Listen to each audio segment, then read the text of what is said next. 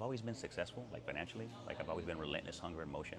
I don't know what giving up is. You think giving up to me and falling on the ground is a beautiful opportunity to grow in character. You know, to sharpen me to be a better gift. You know, to myself. So I learned that. I'm almost 50. Really? Yes. Almost 50? Yeah. My son's almost 20, junior, and my daughter Gabriela is almost 27, bro. So I'm not 20, 30, or 40. You know, I mean, I'm almost boom. You mean? But I've taken myself through some deep darkness. You know what I'm saying? Like deep. You know what I mean? Like on the highest level you could think of. Thinking that I was the man, filled with arrogance, filled with pride. Right. And I speak from the experience of making 30, 40 million in a month. I mean, it ain't no secret about me. You kind of like lost yourself? Of course. I believed that my identity was what I had. I believed my identity was my success. Yeah. So I was taking glory from God, right?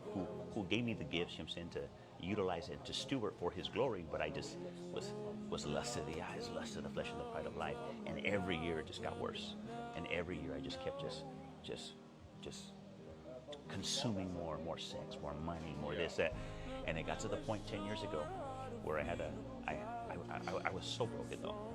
But you couldn't tell from the outside. I was all yoked up, juiced out. You mean like $300,000 cars. You know what I mean like big businesses and stuff like that. But I was suicidal, man. But nobody could. You can't see. You couldn't. You couldn't see it. I'm just like you mean just the role. You mean the acting. You know.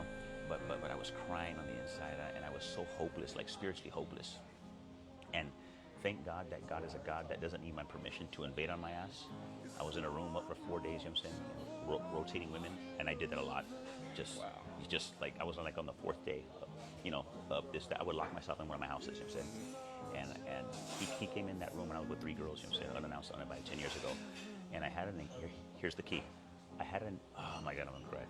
I had an encounter in my heart that I can't humanly describe, but what God did was He exposed my own heart to myself, my whole life within a moment, because God could just go like this and showed me how evil and wicked I was.